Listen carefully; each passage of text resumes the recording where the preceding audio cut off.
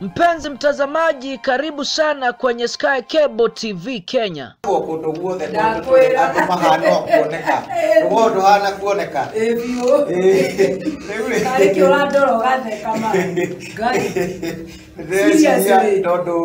Sky Cable TV Kenya is a go-to channel for a message of hope and encouragement.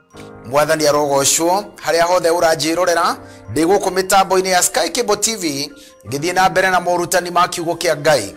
Subscribe now to our channel to start enjoying our wide range of amazing content. Subscribe now and start enjoying spiritual nourishment from pastors and bishops. Subscribe and start enjoying eye-opening counseling on marriage and relationships. Subscribe and start enjoying beautiful music. Subscribe and start enjoying some rib-cracking comedy and more.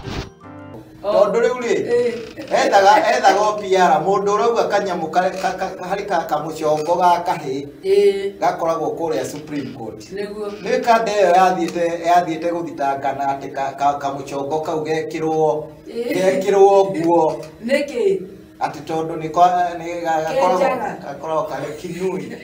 Na njukite guku ni undu wa kwenda kumiriria ngoro cia andu aria magikorwo moritwo ni hinya mahote gucokwo ni thayu na mahote guthie na mbere na muturire na kwaria ni kwendana na kuo kwendana niguo thayu ri koguo nikio tuoka ringi nigetha tuhane uhoro sararuko tutikuhitha tukwaria uria Ngai atwirite na tutiukite hi nigetha tukuonererie we uria ui na uria tui riu twekire kiondo-ini kimwe maundu magacire na moke wega ni tondu Ngai witu ni atutuma. Ageni ne mogeithio ni mogeithio ageni ne mogeithio ni mogeithio ni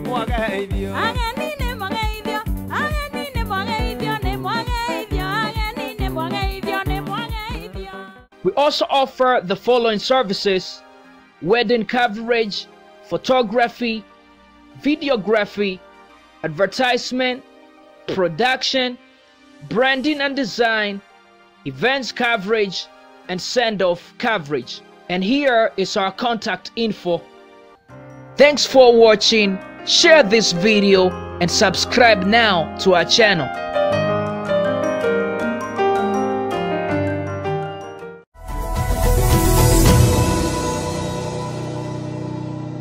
Thank you. Wapendwa wa Sky TV ambao unapenda hii TV, nawashukuru sana kwa nafasi nzuri tulionayo tuweze kulizungumza neno la Bwana siku ya jema, na nawakaribisha tuendelee pamoja kwa hizo dakika ambazo mtanipatia tuweze kulisikia neno la Bwana. Nataka kuzungumzia kwamba Mungu ama kubarikiwa ni yule mtu anayemtumainia Bwana. Blessed is the man who fears the Lord. Mtu amchaye Bwana ana baraka ya Bwana. Na kwa hivyo ni vizuri tuzungumze hayo yakiwa ni machache katika ulimwengu tulio nao ambao ni ulimwengu ambao una mambo mengi. Kwa majina yangu ninaitwa Cyrus Mugo. Yesu ni Bwana, ni Mwokozi wa maisha yangu. Anampenda, aliniona nikiwa tu kijana mdogo, na mpaka wa leo ninakiri uwezo wake, ulinzi wake, na yeye ni Mungu anaweza kuokoa na kudumisha wote wanaoweka tumaini lao kwake. Kwa hivyo ninao furaha kubwa kwa nafasi tumepata katika Sky TV tuzungumziane maneno haya ya Bwana Mungu wetu ambaye anampenda mwanadamu kuliko vyote. As the singer said, God loves people more than anything. That is the truth of the matter, ya kwamba Bwana anatupenda, na hata tulipofanya dhambi mbele zake bado alichukua wajibu wa kutufikia kupitia mwana Yesu Kristo, na ametuzungumzia mambo mengi. Neno la Bwana linasema kwamba siku za awali alituzungumzia kupitia manabii, na siku za leo za mwisho ambazo ametuzungumzia kupitia mwana Yesu Kristo. Kwa hivyo ninao furaha nikija mbele yenu leo hii kuleta neno hili kwa wakati huu tuko nao, ili tuweze kuweka tumaini letu kwa Bwana ambaye ametujazia ahadi tele na nyingi sana. Tunapozidi kuweka tumaini letu kwake, tunapozidi kumtazamia yeye aliyetuumba kwa sura na mfano wake, tufanye mapenzi yake hapa ulimwenguni Baada hiyo tutarudi kwake tukae naye daima milele. Na kwa hivyo tuna nafasi ya kuacha a mark in this society ambayo ametuweka kwa wakati huu, kama vile neno linavyokiri ya kwamba Daudi alipomtumikia Mungu kwa wakati wake alilala. Na wapendwa, ni kusema pia tuna wakati wetu, tukifanya mapenzi ya Bwana wakati huu tulale tukiwa tumeyafanya mapenzi ya Bwana katika kisasi tulicho nacho, ambacho tutakuwa tumeacha alama katika ulimwengu huu. Nataka kusoma neno katika kitabu cha Zaburi 112, ambapo hapo ndio tutakuwa tumetoa text yetu, na tena bodi yetu itakuwa hapo kwa sababu ni zaburi nzuri. Hallelujah. Neno la Bwana linasema, praise the Lord, blessed is the man who fears the Lord, who finds great delight in his commandments. His children will be mighty in the land, and the generation of the upright will be blessed. Wealth and riches are in his house, and his righteousness endures forever. Even in darkness light dawns for the upright, for the gracious and compassionate and righteous man who conducts his affairs with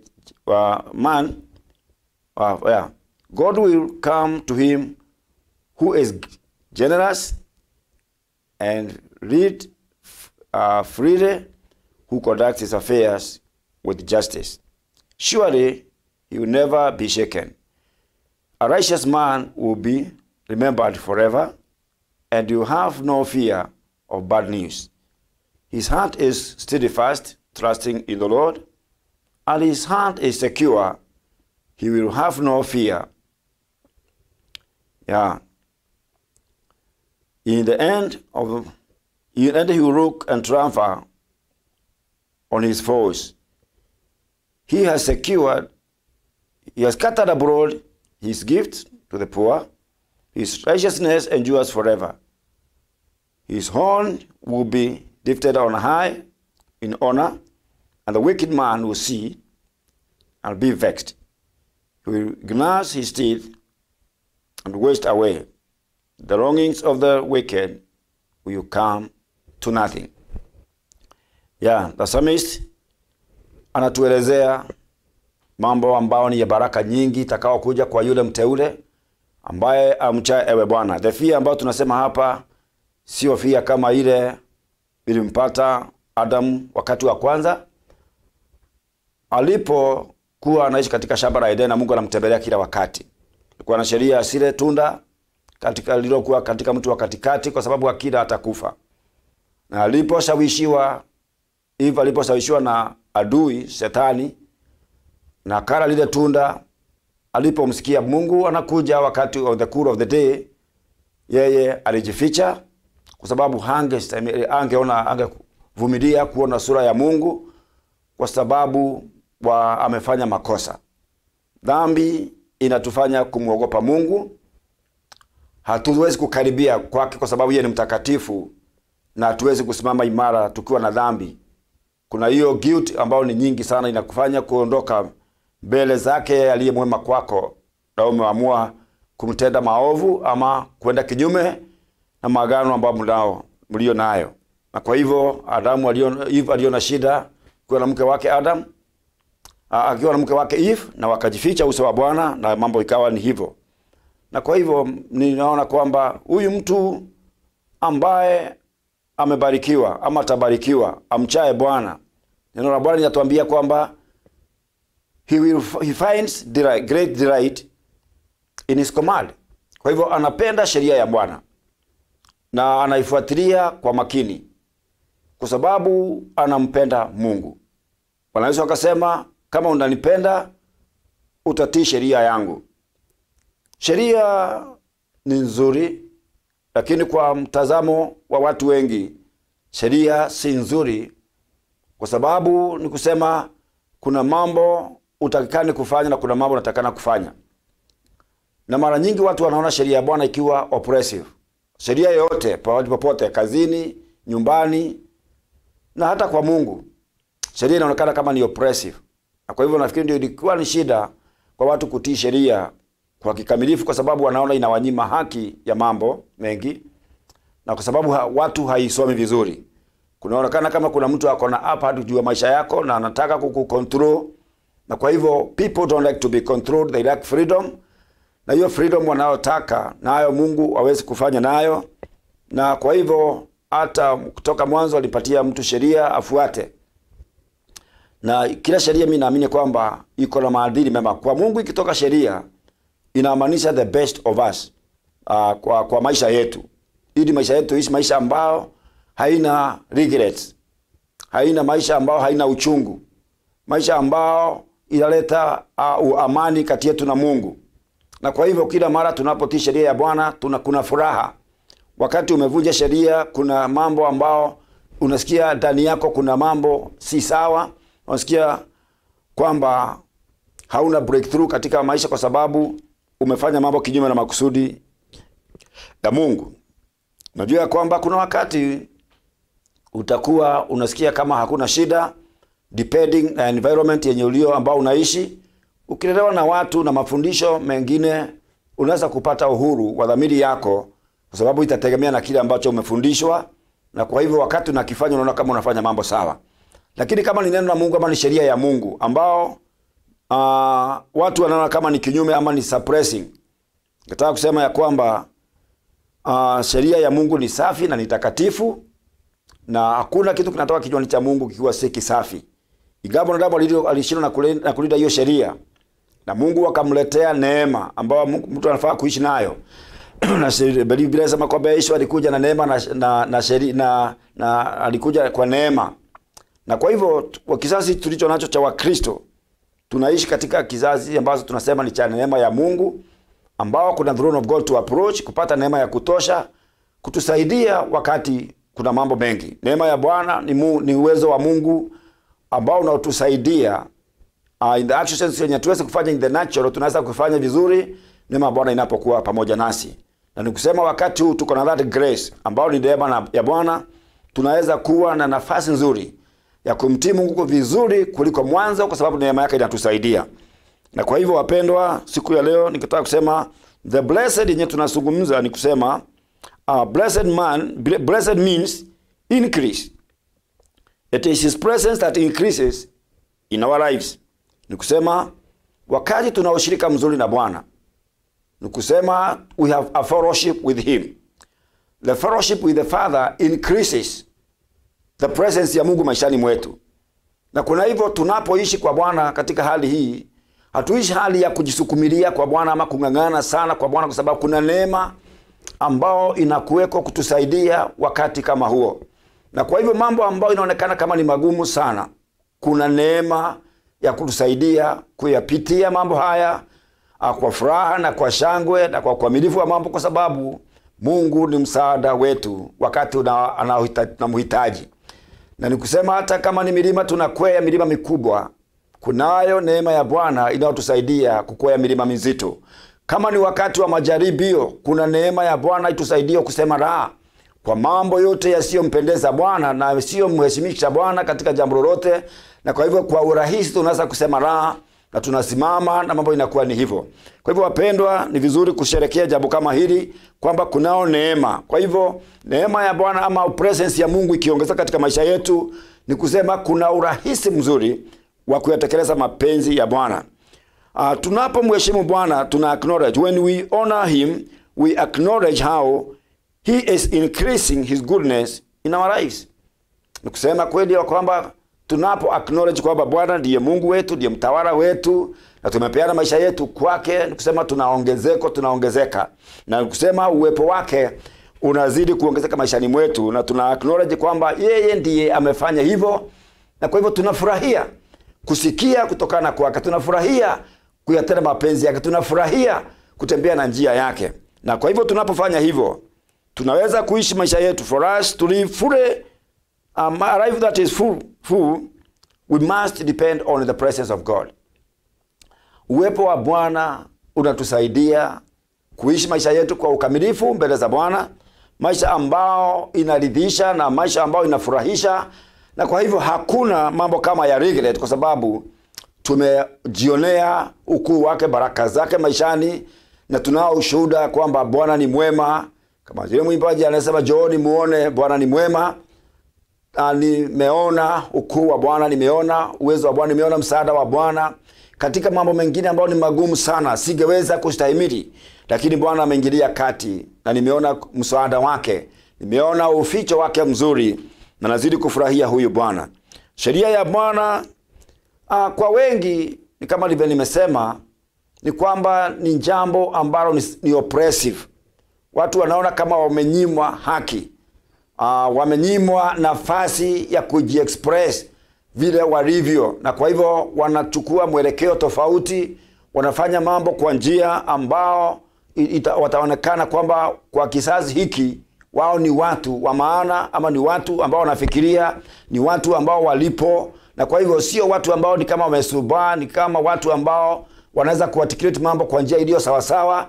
Na kwa hivyo you find kwamba watu wametafuta na wamepata worldly way, ama njia ya kiulimwengu kuexpress uhodari wao, kuexpress kwamba wao ni watu wanajua, na kwa hivyo wanachukua a form that is of this world kujieleza. They conform to the worldly system, kufanya mambo kwa njia ambayo inadhihirisha kwamba wao ni watu na wako mahara panapofaa kufanya kile wanachokifanya.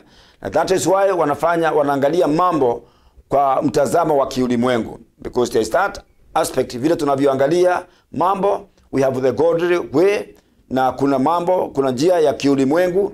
Na kwa hivyo unapofanya mambo katika hali ya uungu, bora ukitamani Mungu akuongoze na akulinde, wakati watu wanakuangalia wanaona kama wewe ni kama hauko sawa, hauko on top of everything, na kwa hivyo wanakuona kama wewe umekitikiwa. Lakini kulingana na neno la Bwana ambalo tulipata katika kitabu cha Deuteronomy chapter 4 verse 6, ukiangalia hapo inazungumzia wana wa Israeli walipokuwa wanatoka nyikani yenye walikuwa na wanaingia nchi ya ahadi, wakisha tolewa Misri na wamevukishwa bahari ya Shamu, na Bwana Mungu akawapatia sheria, amewapatia sheria nyingi zenye wakienda pale watasiangalia kama ambapo ni mambo ambao ni muongozo wa Mungu kwa wakati wa maisha yao. Na kwa hivyo ilikuwa wategemea sheria ya Bwana. Kwa nini? Mungu aliwaambia kwamba ukiingia huko msinisahau. Msisahau mambo ambayo ninawafundisha. Kwa sababu gani? Bwana anawaambia kwamba mkienda huko na mtii sheria yangu, itakuwa hiyo ndio hekima yangu kwa watu wa mataifa watakapowaona. Na watakapowaona umetii sheria hii, watastaajabu. Hizi mambo mnafanya mmetoa kutoka wapi? Na kumbe hiyo ndio sheria ya Bwana.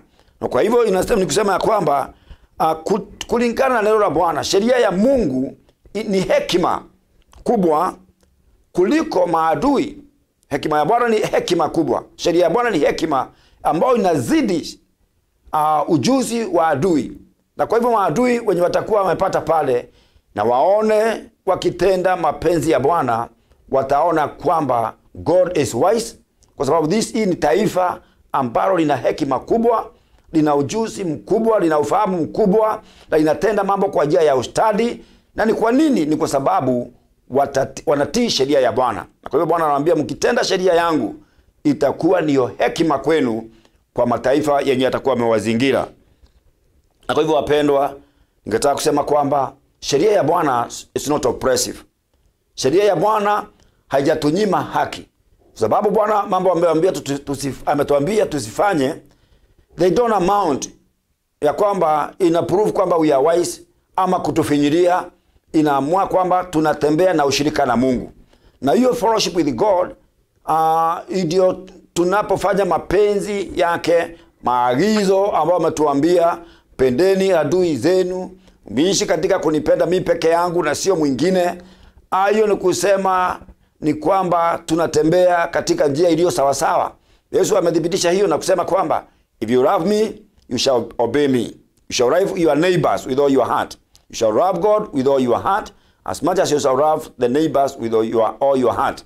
Kwa hivyo ni kusema upendo kwa ulimwengu tulioko nao, kupenda ulimwengu tunaoupenda, ni kwamba tunatamani ulimwengu ujue mapenzi ya Bwana na ujue makusudi ya Bwana.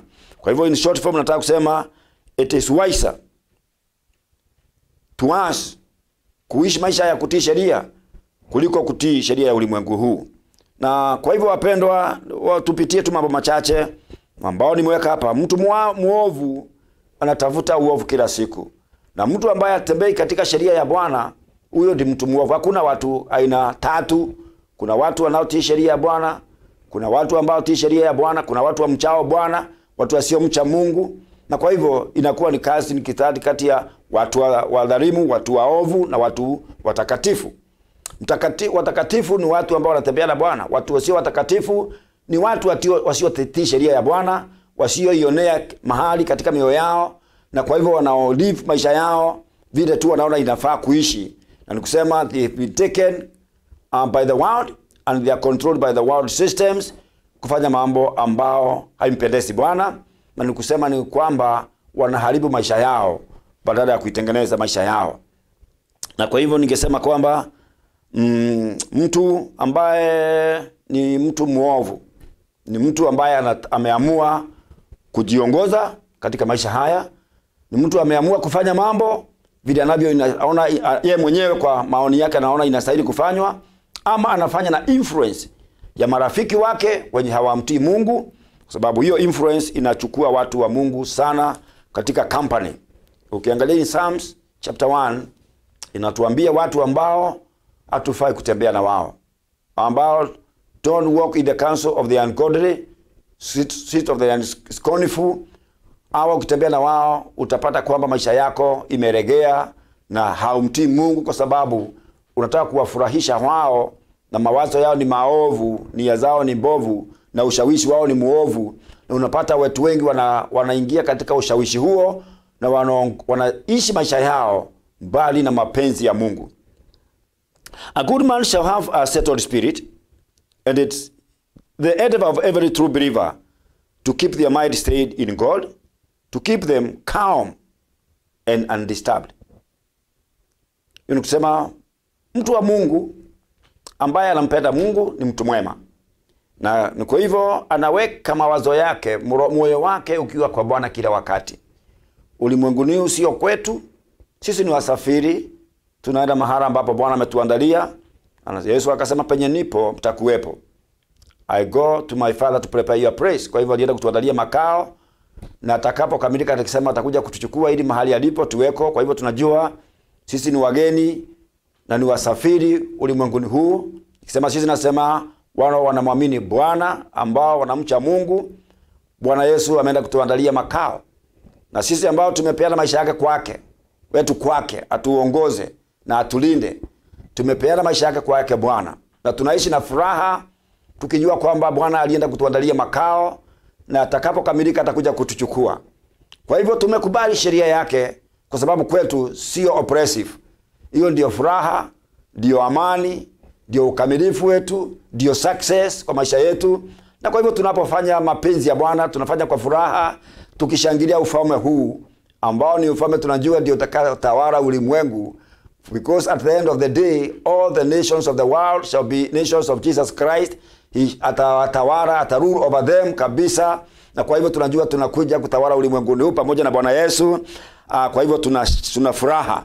Nikusema kwa kila mtu yeyote aliye ni muamini wa ukweli, anaweka mawazo yake yakiwa yametulia katika Bwana, na akitafuta mapenzi ya Bwana.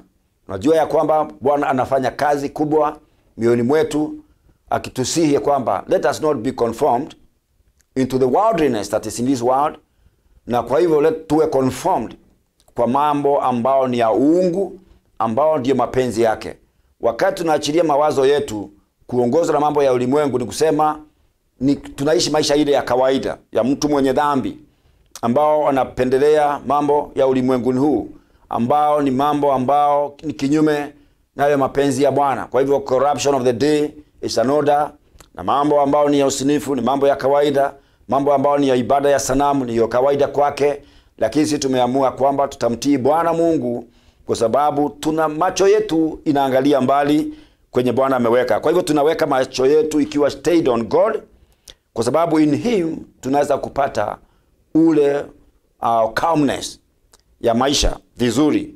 Hatuko watu disturbed, hatuko watu ambao wako confused, ambao they run here and there trying to settle down on matters, na tukitafuta mambo ya kutufurahisha na ambao itachangamsha mioyo yetu, Bwana anatosha. The joy of the Lord is our strength. Na kwa hivyo ile furaha tunapata katika Bwana inatutosha, na tunaendelea kutembea katika pale. Kwa hivyo nakuita wewe mpendwa, katika hali ya changamoto ambazo unapitia, ukitafuta kutosheleka katika mambo, ukitaka kutosheleka katika hali ya ulimwengu huu, nikwambie kwamba hiyo mambo inasumbua moyo, unakuwa undisturbed, na kwa hivyo masumbuko ya ulimwengu huu ni mengi, utakimbiza mambo mengi, ukitafuta furaha, ukitafuta amani, na hautaweza kuipata mahala pengine, utaipata tu kwa Bwana. Na hapo ndio kuna ile that calmness of the spirit. Hapo moyo wako unatulia tuli kabisa, kwa sababu Bwana amekutoshelesha na chochote unachotaka. By the way, the Bible doesn't want us to be disturbed in any way.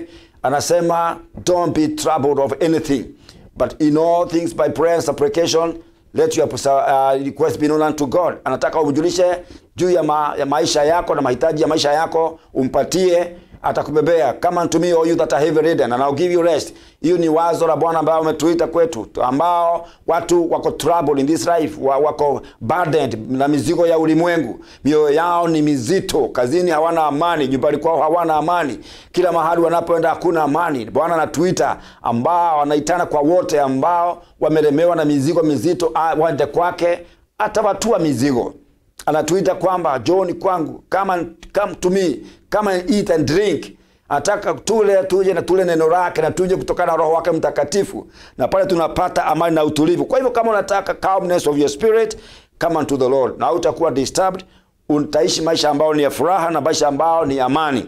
Trusting in the Lord is the best way and the surest of establishing the heart. Kumtumaini Bwana. Watu katika ulimwengu tulioko nayo, sorry to say, wameondoa tumaini lao kwa Mungu, wameweka tumaini lao kwa marafiki, wameweka tumaini lao kwa kazi wanazozifanya, wanaweka tumaini lao kwa mambo mengi ambao ni mambo ya muda, na haitaishi na haitadumu milele.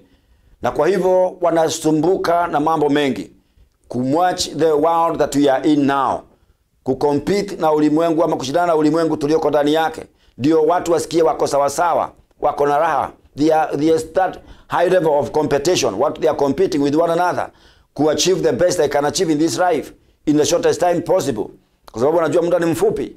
Na for that matter, kwa sababu ya kutamani kutosheleka katika mambo ya ulimwengu huu, wana enter into very many issues zenye zinaletea maisha yao shida na mambo mengi. Utaua mzuri ni yule ambao is be contented with that God has given you, na hiyo tu ambao amekupatia, na uungu huo kutosheka nayo inakuwa ni great gain.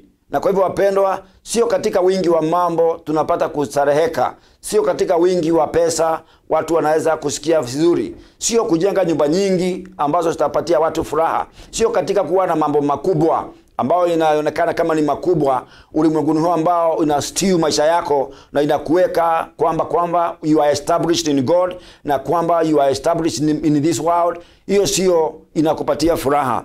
You can only be established in God, trusting the Lord. Hapo ndio tutapata pumziko la moyo wako na utulivu wa moyo, na moyo wako uko established in God. You can be happy, you can enjoy your life, you can enjoy doing what God has helped you to do in this life, na maisha yako inakuwa ni mazuri. Kwa hivyo when you keep your trust in the Lord, kuna andiko linasema kwamba some trust in chariots, some trust in other things, but blessed is the man who trusts in the Lord. Ukiweka tumaini lako kwa Bwana, kwa chariot, utaibika, kwa sababu kuna wale watakuja ambao they are more powerful and strong, na watakuovercome kwa sababu they are more mightier than you are. Na kusema kuna wakati wa disappointment unakuja karibuni. In horses, riders wako wengi ambao they guide them in warfare. Unapata kwamba horses zinaweza kushindwa, chariots zinaweza kulemewa, environment inaweza kuwa ngumu. You can remember the Egyptians when they pursued the Waisraeli na wakawakimbiza, Bwana aka open a way for them katika bahari ya Shamu, na wale wakaongoza farasi, wakatembea. Wao walikuwa wanatembea na miguu, lakini wamefuatwa na farasi na chariot ili wawarudishe nyuma, wakazidi kufanyika watumwa. lakini they were frustrated. Kwa sababu as much as they tried to run after the Israelites, God was with them. And he became their true help. Iwalida mbele hawakuangeza kuwafikia kwa sababu kuna wingu ama kuna miale ya moto mbele, na kwa hivyo ikawa they are trying in maisha yao yote na kwa nguvu zao zote kuwafikia wawarejeshe, na Mungu anawafrustrate kwa sababu gari zinatoka miguu kila kitu, na hatimaye wana Israeli wakavuka ngambo ile ingine, sawa, wakavuka ngambo ile ingine na wakawa wako salama na wakawa wako heri, na Mungu akaambia Musa anyosha mkono wake kwa bahari, ikarudi na ikafunika wana Misri wote. Kwa sababu ni kusema there are forces that you frustrate all that you think you have, na ni kusema kwamba utakuwa frustrated in maisha, na kwa hivyo it is better to trust in the Lord, to trust in your mind, to trust in your own understanding. Na kwa sababu watu wengine wana trust in their own understanding na wanakuwa ni kama watu wanajiona wako mbele, lakini frustration inakuja. Tukienda kwa haraka ambapo nilisema kwamba the heart of a man cannot fix anywhere with satisfaction, but the truth of God there it finds firm rooting. Moyo wa mwanadamu uko hivyo. Unaweza kujaribu kufix. Unaweza kujaribu kufix moyo wako kwa mambo mengi ambapo unaona inakufaa, itakufurahisha, itakupatia joy, and that is why watu wengi wanafanya vituko. Wanaweza kuspend a whole night drinking just to find joy. They want to do anything, mambo ambao ni yoyote. I think it was upon Solomon akifikiria the satisfaction, akaoa wanawake wengi akitafutia moyo wake amani na furaha, akitafutia moyo wake kutoshereka. Lakini katika mambo haya yote mwenyewe anakuja kusema is all vanity, ni ubatili mtupu. Hakupata toshereko lenye alikuwa anatamani, na moyo wake hukupata chenye alikuwa anakusudia, akaita vanity. In great riches, anaona ni running after the wind, ni kitu ambacho akikumpatia furaha na akikumpatia kutoshereka. Na kwa hivyo moyo wa mwanadamu si utapata furaha katika mambo ambao watu wanaona kama ina maana. You spend your night drinking or fighting, all those mambo ambao ni maovu ndio umejiingiza kwako unaita mazuri wakati huu, unaita ndio raha wakati huu, na kumbe it is wasting away yourself. Na your soul goes far from God. Kuna kungoja ni condemnation. Na unapata kwamba unasikia moyo wako kuna hukumu nyingi. You lose so much. There are regrets. The cost is so high. You paid so high. Na afya yako inadhoofika. Mambo mengi yanatendeka katika maisha. Ni kwa sababu umejiachilia kwa mambo hayo. Lakini I thank God because he has come to reconcile us to ama kuturejesha katika uhusiano mzuri na yeye kupitia Yesu Kristo. Tukimtumaini Bwana, maisha yetu inakuwa heri. Those whose hearts are established by faith will patiently wait till they gain their point. Sasa sisi kwetu ni katika imani. Tunaweka ukweli wa Bwana. Our hope comes from the Lord. Faith is things hoped for.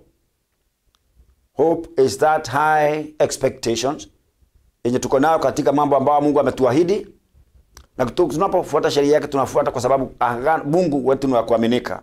Agano lake ni la kweli. Hajai kufanya agano lenye atavunja yeye mwenyewe.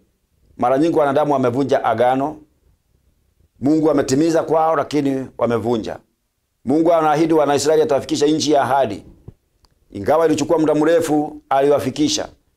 Na akamwambia mtakapofika mji ule msinisahau. Wao walisahau na wakaingilia mambo waliyopatana wao, wakaingilia na mataifa wenye walikuwa pamoja na wao, na mambo ikawaendea vibaya, na ikawa kwamba walishikwa kuwa mitume na wakaishi katika utumwa na captivity kwa sababu ya kufanya maasi. Kwa hivyo mpendwa, Mungu, mtu ambaye anamcha Mungu, mtu ambaye ni mwaminifu na ameestablish imani yake katika neno la Bwana, anangojea kwa subira na anapata chenye anapata kwa Mungu. Na Mungu wetu si mdanganyifu. Let all men be liars and let God remain true. The word of God is true, God is true, na they that wait on him, they reap benefits zote zenye ambazo ameahidia wote ambao wanamtumainia. Now my brothers and sisters, nataka kusema kwamba we need to fix our eyes on God. We need to fix our heart in God, in the truth of the word of God. Our hope is firm, that it shall not disappoint. Na kwa hivyo nataka kusema kwamba ni vyema tufundishe mioyo yetu kumheshimu Bwana, kumtii Mungu, kumcha Mungu, kufanya mambo yote kulingana na mapenzi na makusudi yake.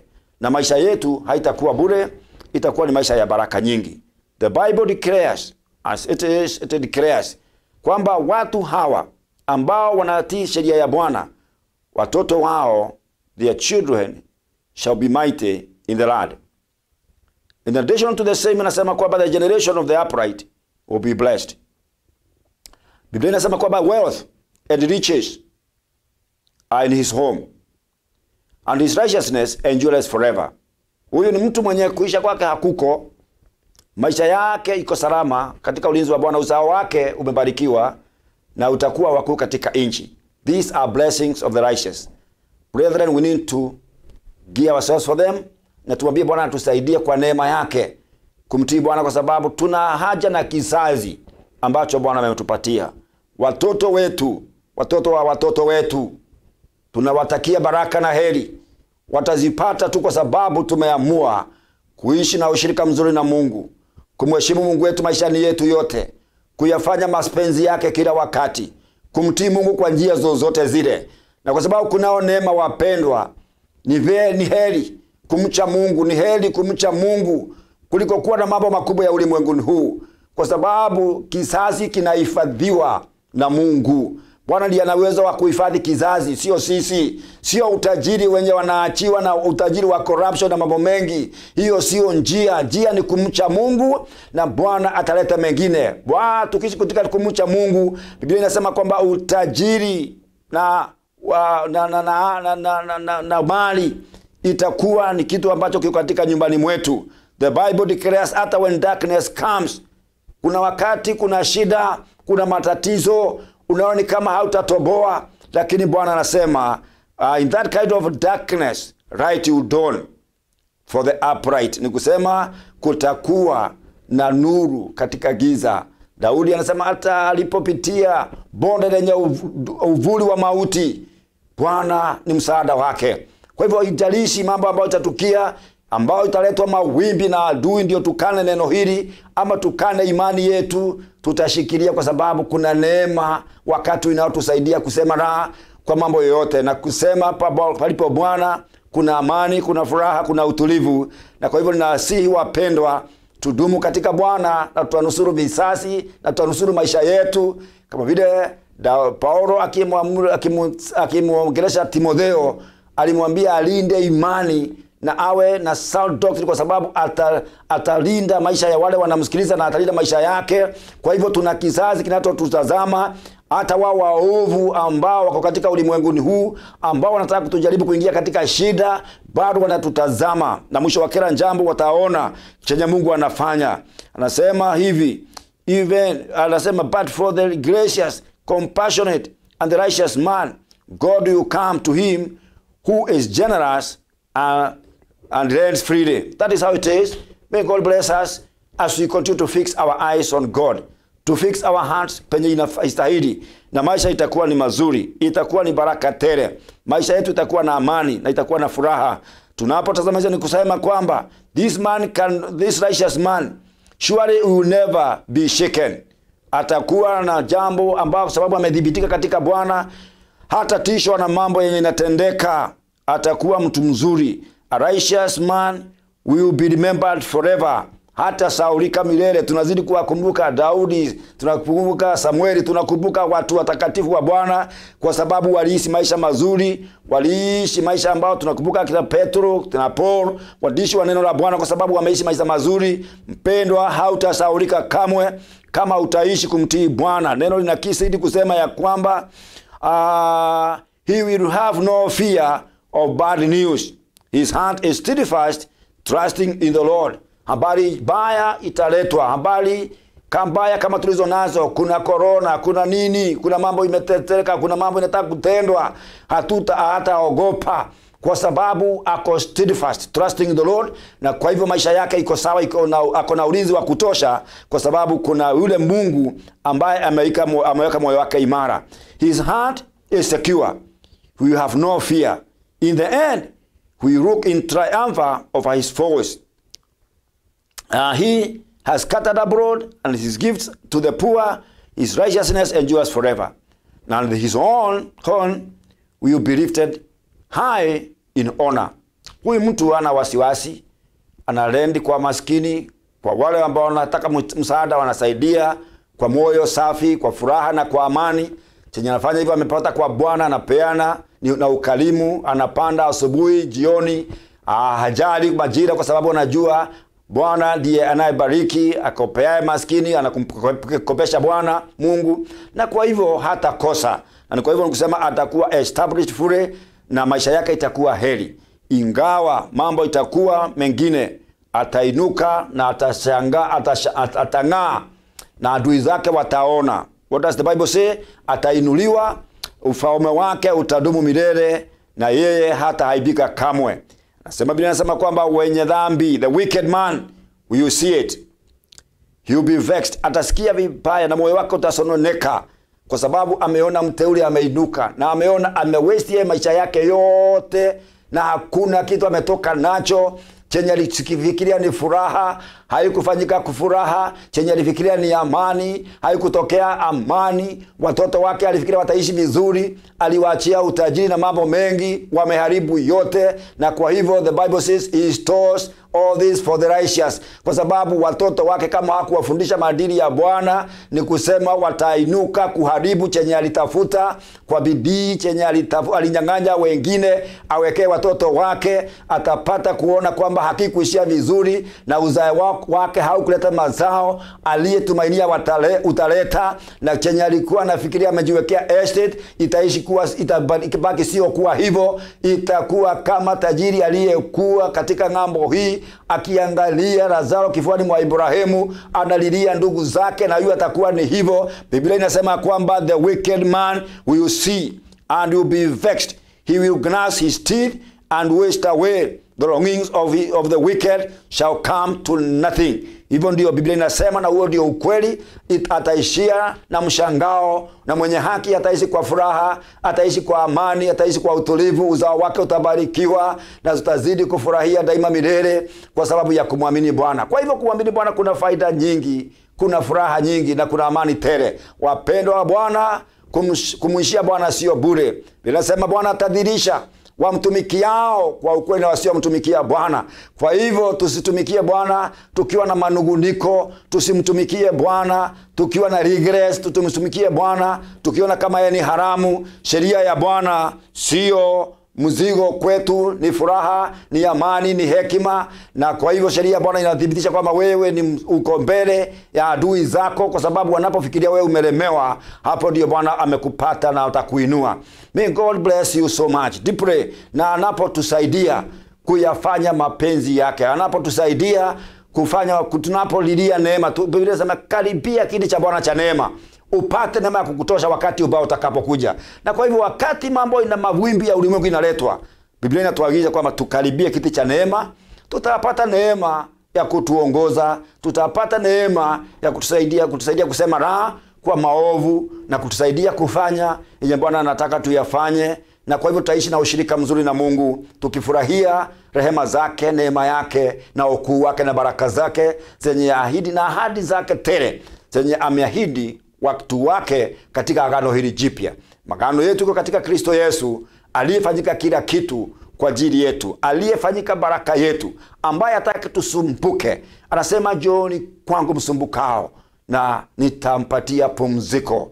Call unto me and I'll answer. Bwana anataka tumuite, atajibu, na maisha yetu itakuwa heri kwa sababu ya kumtumainia Bwana. Sheria ya Bwana ni rahisi: mpenda Mungu kwa moyo wako wote, penda jirani yako kama ujipendavyo. Na wewe sio wakati wako kulipiza kwa adui zako. Mambo yote ni kumwachia Bwana, aliye Bwana alipisaye kisasi. Mungu wetu atubariki, atutie moyo wa kuendelea kumtafuta na kutafuta kufanya mapenzi yake katika maisha yetu tunaishi. Mungu wetu wa amani awabariki na awapatie neema ya kutenda hayo, na baraka hiyo ya kumtii Bwana iwe juu yako katika jina la Yesu Kristo. Wacha tuombe tutamatise.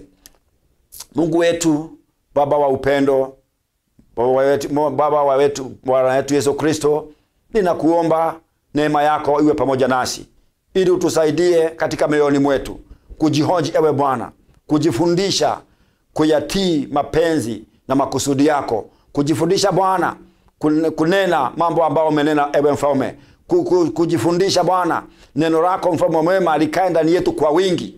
Na Bwana Mungu wetu, hayo ndio tutakaofanya, kwa sababu matendo ya wengi inaonekana kutokana na kile kilicho mioyoni mwao. Kwa sababu katika mioyoni mwetu kenye kiliko ndio tunachotenda, ndicho tunachonena Bwana. Kwa hivyo naomba msaada wako uwe kwetu, utusaidie kulificha neno lako kwa wingi ndani yetu. Na Bwana kuomba kuongozwa na Roho Mtakatifu, kwa sababu Biblia inanena kwamba aongozaye na Roho watatenda mambo ya rohoni. Na kwa sababu mnatembea katika Roho, fanyeni ambao anayewaongoza kuyatenda.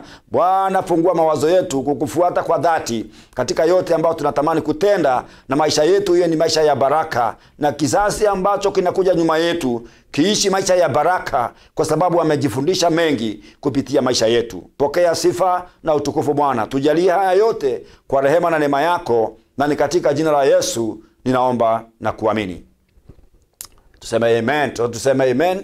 Mtazamaji wote tuseme amen. Na Bwana wetu awabariki, na tuzidi kuombea Sky TV izidi kuendelea na kutupatia airtime kama hii ambao tunanena na watu wa Mungu mapenzi ya Bwana, na izidi kubarikiwa, na ili wazo mwenye alikuja nalo apate kufanikiwa katika yote atendayo, kwa sababu ameamua kusambaza injili ya Bwana. Na kubarikiwa ni miguu ambao inaendesha injili ya Bwana, na hii ni njia moja ya kuendesha injili ya Bwana. Let us be good partners with them for the good work they are doing to spread the gospel. May God bless you richly in Jesus' name.